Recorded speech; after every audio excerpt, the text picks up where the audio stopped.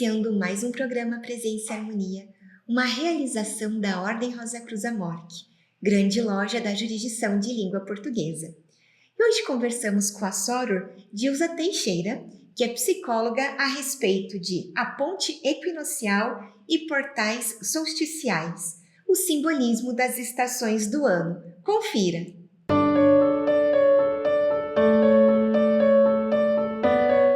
Soror Dilza, bem-vinda ao programa Presença e Harmonia. Nós somos muito gratos pela Soror ter aceito o nosso convite. Agradeço a oportunidade de poder compartilhar aí um pouco sobre esse tema, né, e refletir um pouco sobre esse tema. Bom, Soror, o nosso tema então de hoje é a ponte equinocial e portais solsticiais, o simbolismo das estações do ano, que com certeza desperta muita curiosidade. Então, eu gostaria que a senhora pudesse nos contar um pouquinho sobre o mito das estações do ano e associadas às deusas gregas Deméter e Perséfone. Quando nós falamos das estações do ano, é sempre interessante recorrer a esse mito de Deméter e da sua filha Perséfone, porque esse mito ele nos remete aos ciclos da natureza.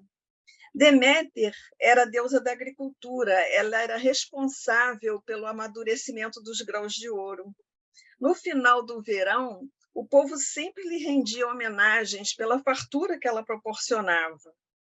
Deméter presidia também a gestação e o nascimento da vida nova e abençoava todos aqueles ritos que eram ligados à perpetuação da natureza.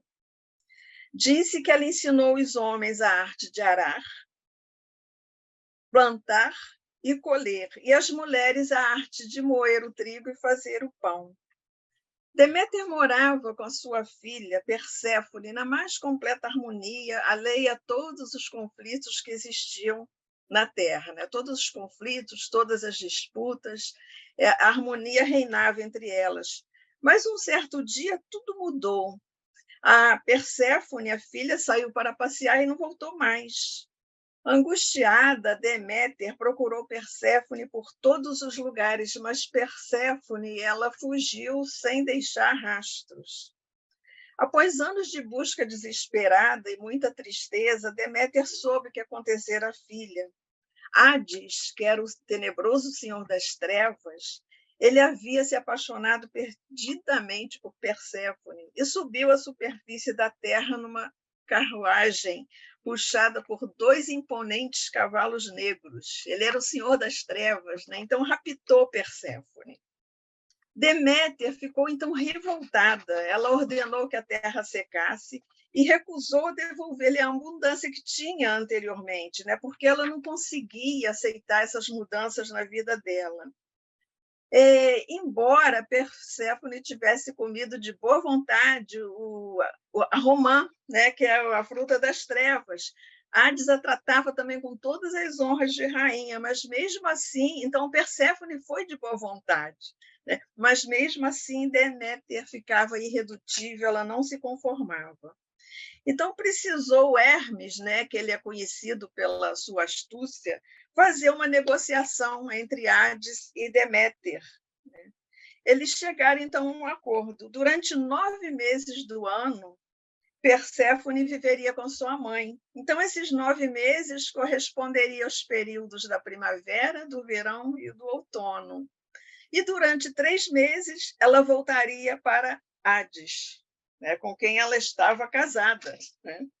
Então, assim, durante esse período do inverno, que Perséfone voltava para Hades, a terra voltava a não produzir mais nada, as flores sumiam, né? As folhas das árvores caíam, mas quando chegava a época de Perséfone voltar, iniciava-se a primavera, então a natureza ficava em festa de novo para receber Perséfone aí de volta. Então, esse mito ele nos remete a uma reflexão sobre os eternos ciclos da natureza e na nossa vida, né? Como a gente reage também às mudanças. Deméter não se conformava, mas no final chegaram ali no acordo, né? Então, esse mito nos faz pensar nisso e nos faz pensar também nas necessidades de transformação pelas quais nós passamos, né? As mudanças são necessárias, né? Então, sobre esse mito, é essa questão que eu levanto. Perfeito, Sarah. E agora, se a gente falar a respeito do Sol, que é o analema solar e o símbolo do infinito, a Sarah pode nos explicar? Sim, como nós falamos desses ciclos que são eternos, a gente vai se valer agora da imagem que o Sol nos revela dia após dia, que vai trazendo essa ideia de eternidade. Conforme visto da Terra, o Sol, durante todo o ano, ele possui um caminho aparente. A gente sabe que o Sol está parado. Na verdade, quem se move é a Terra. Mas a gente trabalha em cima do caminho aparente do Sol, né? E nesse caminho aparente do Sol, ele percorre toda a faixa zodiacal, contendo as constelações de Áries, Touro, Gêmeos, até chegar a Peixes. Então, é ano após ano, ele vai fazendo esse caminho. Ele nasce a leste, mas, segundo o nosso ângulo de visão, ele muda de posição a cada estação, né? Então, todos os dias do ano, o mesmo ponto sobre a Terra vê um nascer do Sol diferente. E como a Terra descreve essa elipse em torno do Sol, os pontos do nascimento dele nunca vão ser exatamente iguais, né? Se nós, todos os dias, no mesmo horário, no mesmo local e numa mesma posição, fotografarmos o Sol no céu, e ao final de 365 dias do ano, a gente fizer uma superposição dessas imagens, a gente vai ter esse resultado muito significativo, que é exatamente o analema solar, né? É o símbolo do infinito, também chamado de lemniscata, na verdade é o número 8, né? Então, assim, esse é o caminho aparente dele durante todo o ano. E quando o Sol, nesse movimento aparente, se encontra em Áries ou em Libra, nessa superposição de imagens, ele se encontra assim, na junção do infinito, naquele meinho, né? Naquele cruzamento. Então, trata-se dos equinócios da primavera ou do outono. E quando ele nesse movimento aparente se encontra em Câncer, lá no Trópico de Câncer, ou então no Trópico de Capricórnio, no hemisfério sul, ele está localizado numa dessas alças que compõem o símbolo do infinito, ou na curva superior, no Trópico de Câncer, ou na curva inferior, no Trópico de Capricórnio. Então, é exatamente nesse momento que estamos no solstício, ou do verão ou do inverno, dependendo em que hemisfério estiver. O símbolo do infinito, então, ele nos remete também a esses eternos ciclos da natureza, que são vivenciados por essas etapas, que são representadas pelas estações do ano. Então, sempre vai falar do início de um ciclo e final de outro, né? E infinito, né? Bom, Sara, no nosso título tem algumas expressões que eu acho bacana a gente falar a respeito delas.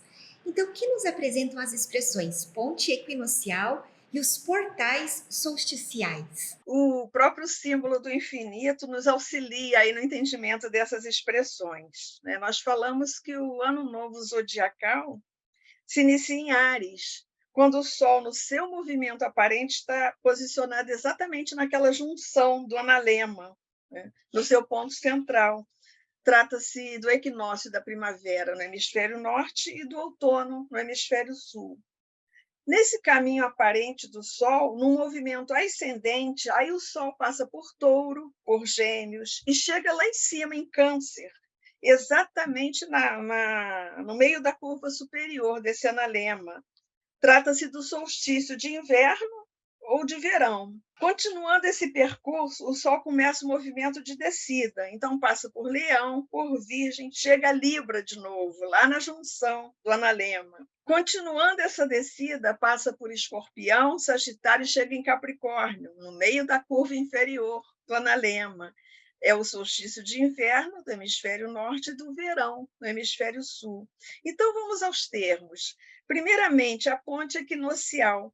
Nessa trajetória que forma o analema solar, encontramos esse ponto de junção nos equinócios da primavera e do outono, quando o Sol se encontra em Áries, nesse movimento de subida para o hemisfério norte, ou quando se encontra em Libra, no movimento de descida para o hemisfério sul.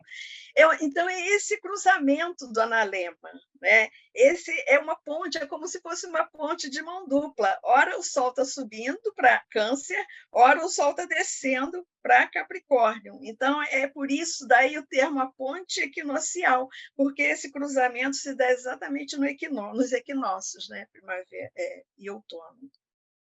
E quanto aos portais solsticiais, nesse movimento aparente, o Sol caminha de Áries a Câncer, como vimos. Esse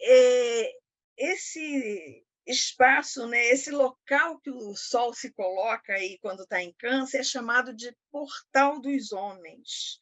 Representa a parte material, né? E solstício significa sol parado. Os antigos, quando eles observavam esse movimento do Sol, percebia que ele não subia ininterruptamente, porque o Sol está sempre no movimento ascendente. Quando chega lá em cima, a impressão que tinha é que o Sol ia entrar por aquele portal e não voltar mais. Mas, de repente, o Sol ficava como que parado, né, e começava o movimento descendente. Então, assim, sempre por isso tem as festas, né, solsticiais, para comemorar o Sol que não é vencido. Né? Ele parece que vai entrar num portal, mas não entra. Ele para e começa a descer. Né? Então, nesse movimento descendente, ele estava lá em Câncer, ele volta para Libra, na ponte, na outra mão da ponte, né?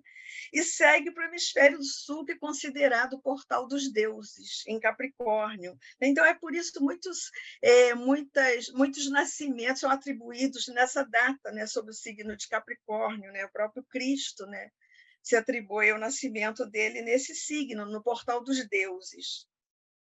Então, esse termo portal surge exatamente por causa dessa sensação que os antigos tinham, que o Sol ia fugir, mas de repente ele começava a voltar. Então, era celebração e festa para comemorar o Sol que estava voltando. Né? É interessante a gente lembrar aqui também que os romanos eles comemoravam os solstícios com as duas festas de Jano. Jano tem duas faces, uma voltada para o passado e outra para o futuro. Jano possuía na mão duas chaves, uma de ouro, que representava o Sol, e uma de prata, representação da Lua. Com essas chaves, ele abria as portas do ciclo anual, que estavam localizadas exatamente nos solstícios, no início de Capricórnio, por volta de 21 de dezembro, e de Câncer, por volta do dia 21 de junho. Né? E a palavra Jano, né, daí o nome também, é uma palavra que significa porta, e ele vem de janitur, que é porteiro. Ou seja, esse porteiro está com um molho de chaves na mão. Né? Ora ele está no solstício de inverno, ora no solstício de verão. Né? E o Sol fica aí nesse movimento infinito. Né? Ora ele está na ponte equinocial subindo para o solstício, ora ele está na ponte equinocial, ora no solstício, em Câncer, ora na ponte equinocial em Libra, descendo para o solstício de Capricórnio. Então, é esse movimento infinito. E agora é para a gente conversar um pouquinho a respeito das estações. Então, para a gente começar, gostaria se a senhora pudesse nos falar então sobre o equinócio da primavera e o seu simbolismo. O equinócio da primavera, que quer dizer primeiro verão, acontece no hemisfério norte, quando o Sol se encontra em Áries. Né? Áries ele é um signo que traz a energia do leste, do ascendente. A direção, então, de Áries, né, onde o Sol nasce, né, marca o início do dia. Então, Áries traz esse sentido de início, de iniciar alguma coisa, do Sol nascer e começar a se elevar. Quando começa a primavera, terminou o inverno. Né? Então, é a passagem do frio do inverno ao calor, né? Do sol, da luz. É a passagem da sombra à luz. Né? E essa direção e esse poder da energia do leste trazem iluminação, que abre a visão espiritual, que traz discernimento e claridade. Onde tem o sol, tudo clareia, né? Tudo fica muito claro. E é o poder de novo começo e nova vida, né, que traz essa energia de Áries, com esse despertar, né, da primavera exatamente depois do inverno, depois desse longo sono aí do inverno. Então, Áries, a primavera, ela representa a luz que dispersa a escuridão e a ignorância. É o momento de irradiar fogo que coloca a vida em movimento, que abre passagem. Então, está ligado ao arquétipo do nascimento, de algo novo que começa a surgir. E na primavera celebra-se o poder da fertilidade, da juventude, da beleza. É um tempo alegre, né? A celebração do retorno da vida. A natureza acabou de sair do inverno e é quando Perséfone volta, né? Então, ela é tudo festa, porque ela está voltando para ficar 9 meses, né? Então, nesse período que o Sol vai estar, ou mais ou menos, mas ele vai estar presente, não vai estar tão distante, né?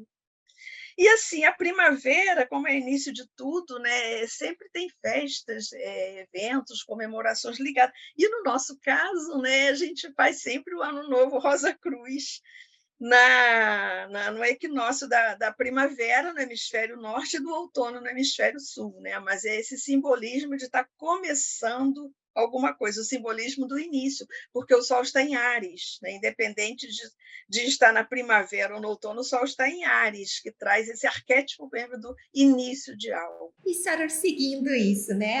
As estações do ano, falando do verão. Então, se a Soror puder falar para a gente sobre o solstício de verão e o seu simbolismo. Sim.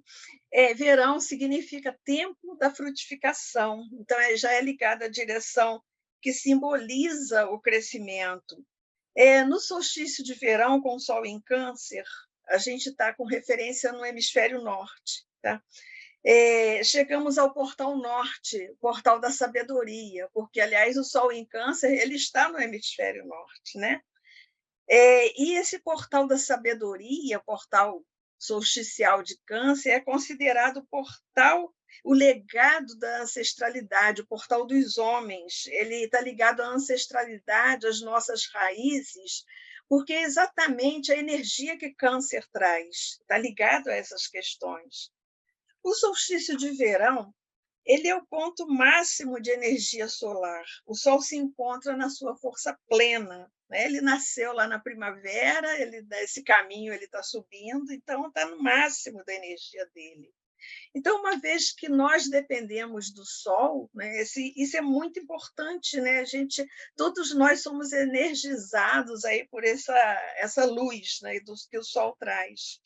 Ele traz para a gente um impulso energético que nos ajuda a manifestar nossos desejos e concretizar nossas metas, dando a essas metas estrutura e consistência. E o verão, então, a gente pode dizer que é uma fase assim, produtiva, né?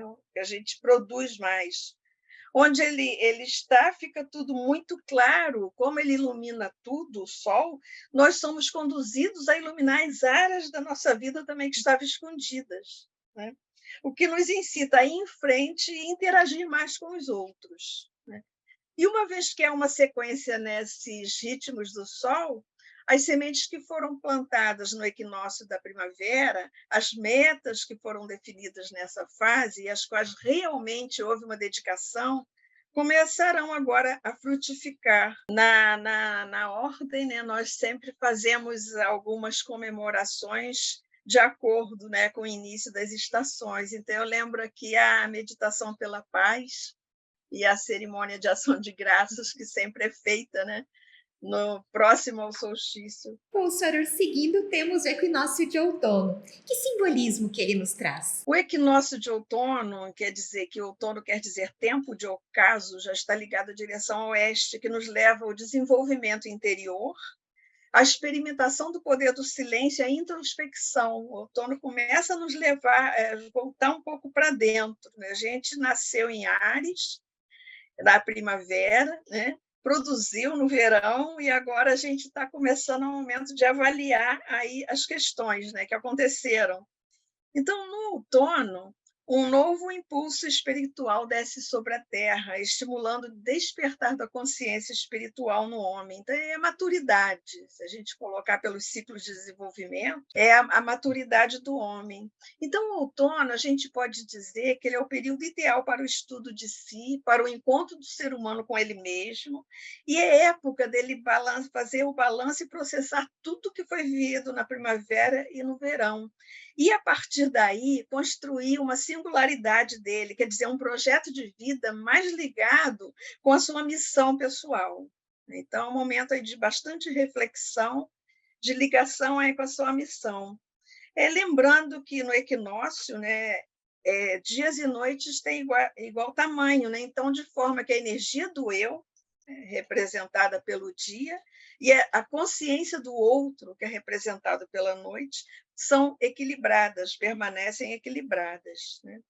Então, ao entrar em Libra, o Sol está no ponto intermediário do ano. Sua passagem do hemisfério norte para o hemisfério sul marca esse equilíbrio entre dias e noite. Ele está exatamente naquela junção, né, do analema. E, simbolicamente falando, o ser humano volta a sua atenção para esses dois lados da vida, o material e o espiritual, e equilibra em si mesmo esses dois mundos para seguir em direção da concretização da lei divina rumo ao portal dos deuses, né? Estamos em Libra e partindo para Capricórnio.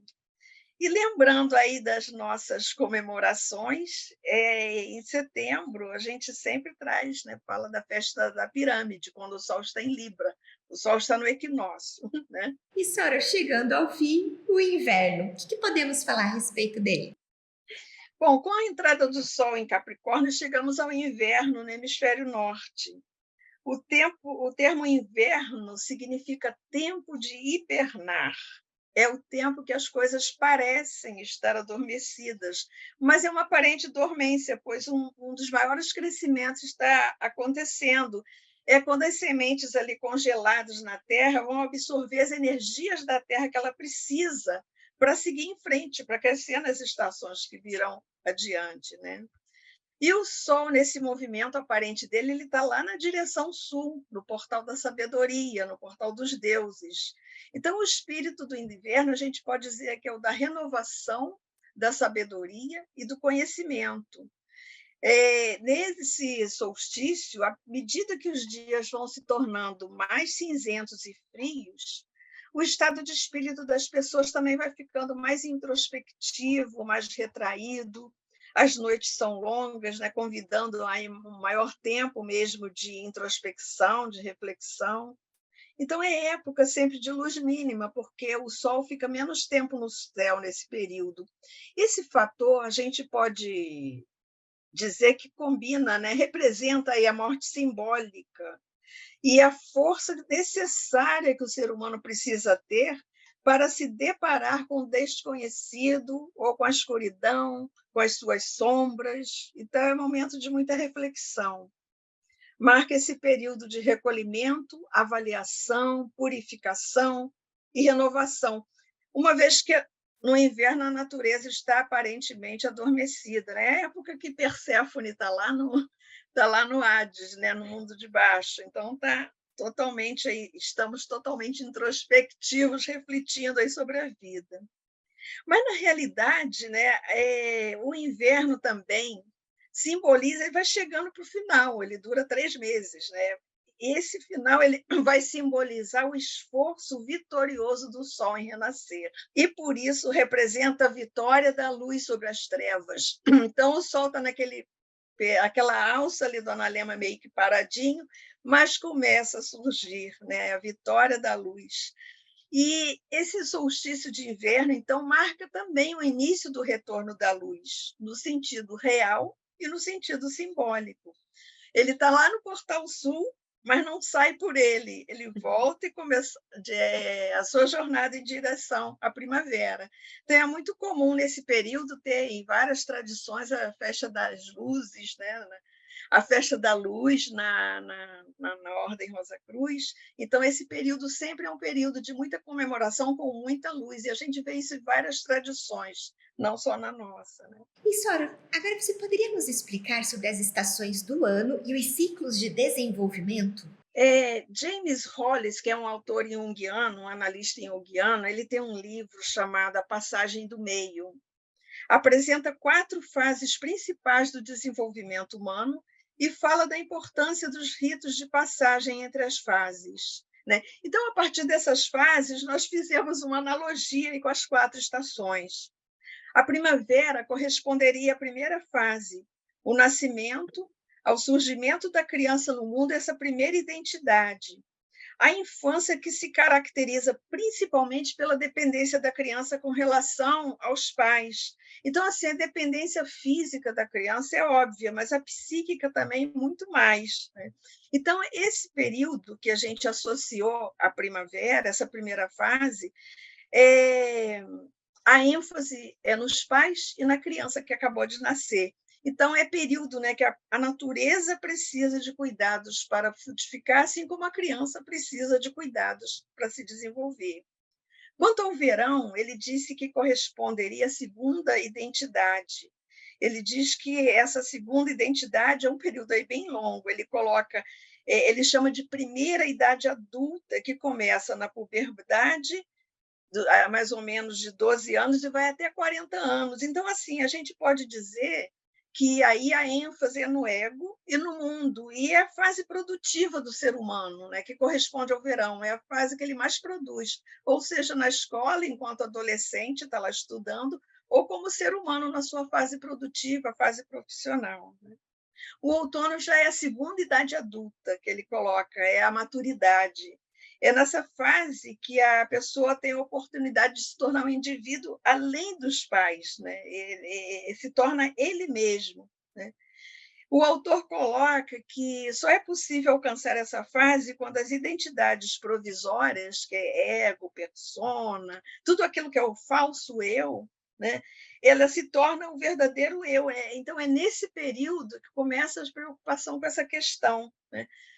Você entender que você não é o ego, não é a persona, não é o papel social que você assume, mas que é alguém, existe algo muito mais do que isso, né? Que é o eu verdadeiro. Então, é a passagem do eu falso para o eu verdadeiro. Então, é exatamente na maturidade que acontece essas reflexões. E o inverno já é o declínio físico. Esse sim está ligado ao verdadeiro eu, ao si mesmo, né? À natureza divina do ser humano. Então, o autor diz que essa fase é moldada por um mistério cósmico que transcende o mistério da encarnação individual. E ele diz que se a pessoa não tiver algum relacionamento com esse drama cósmico, com essa coisa que transcende, que vai além, a vida dele vai ser muito superficial, efêmera, assim, meio que sem sentido, né? Então, assim, essas fases em transformação mostram os altos e baixos da alma, né? Quando a pessoa ela é arrastada de um eixo para outro, independente da sua vontade, isso acontece independente da nossa vontade, a pessoa pode ficar muito confusa, ficar aterrorizada. Mas, apesar disso, a natureza da qualidade humana, ela sempre parece que obriga a pessoa a seguir em direção a um papel maior, né, do grande drama, um papel mesmo que faz a pessoa transcender. E Soror, quais são as correspondências astrológicas, psicológicas e místicas desse tema que nós estamos conversando hoje? Bom, astrologicamente falando, os signos que marcam o início das estações são os signos cardinais: Áries, Câncer, Libra e Capricórnio. Os signos que a gente chama de cardinais têm um impulso de iniciar, né? Áries é um signo de fogo cardinal. Ele inicia a primavera ou o outono, dependendo do hemisfério. E o ano novo zodiacal se inicia com Áries, ele é o primeiro, ele é regido por Marte, deus da guerra. E psicologicamente falando, né, essa nossa capacidade de lutar, de batalhar. Então, Áries vai trazer inquietude, dinamismo, energia de ação, coragem para agir, lutar, ousar, né? Áries é ousado, rege a cabeça no sentido de estar à frente de tudo, traz liderança. No lado místico, a gente pode falar de Áries com o passo inicial que o ser humano precisa para ter consciência de si mesmo. Tanto é que a frase-chave de Áries é eu sou. Agora, já Câncer inicia o verão no hemisfério norte e o inverno no sul. Ele é regido pela Lua. Câncer traz esse sentido de proteção, acolhimento, rege o peito, o estômago, é ligado à alimentação, à manutenção da vida. No lado místico, a gente pode falar de Câncer como esse instinto de preservação, da valorização da família e de todo o grupo familiar que tem um objetivo comum. Então, seria essa consciência desses sentimentos representados pela água. A frase-chave de Câncer é "eu sinto", então traz os sentimentos para a gente avaliar, né? Libra é o ar cardinal, ele inicia o outono no hemisfério norte e a primavera no hemisfério sul. É regido por Vênus, a deusa do amor. É o único signo do zodíaco que ele é relacionado com um objeto inanimado, que é a balança. Então, através desse símbolo, a gente entende que a função é juntar duas coisas, duas pessoas, mas sempre colocando uma em frente à outra, né? E interessante também que Libra ele é o primeiro signo do zodíaco que começa toda uma jornada coletiva. Ele é oposto a Áries. O signo de Áries está na casa do eu, signo de Libra está na casa do outro. Então, começa a ter essa consciência, essa visão mais ampla da humanidade, né? É a saída de uma individualidade de Áries, né, para uma coletividade a partir de Libra. E aí a gente chega no inverno em Capricórnio, né, que é signo de terra cardinal. Capricórnio fala da nossa responsabilidade, da disciplina e da perseverança para atingir os nossos objetivos, né? Pela alegria do dever cumprido, Capricórnio nos ensina que a responsabilidade ela não é um peso a ser carregado, mas uma questão a ser considerada na nossa jornada, né? Que pode suscitar questão de peso, Saturno, a coisa é pesada, mas não é. Na verdade, essa responsabilidade que Saturno traz, ela fala mesmo da importância da gente estabelecer nossas metas e cumprir essas metas. Tanto que a frase-chave é "eu ambiciono". Você colocar essa meta e sair em busca dessa meta, né? Lembrando que ele está no portal dos deuses, né? Sora, então eu agradeço muito a sua participação aqui conosco, né, por ter compartilhado o seu conhecimento a respeito desse tema, que realmente é importante, e acho que a gente está bem na fase de estarmos conversando a respeito dele. Muito obrigada! Agradeço também a participação, o fato de poder compartilhar um pouquinho aí sobre esse tema com vocês. Muito obrigada, Paz Profunda. Aproveito para lembrar do nosso e-mail presençaharmonia@morte.org.br. É muito importante para nós essa via de comunicação que nós temos com você que nos assiste. Agradecemos a participação conosco hoje e até o nosso próximo encontro. Paz profunda!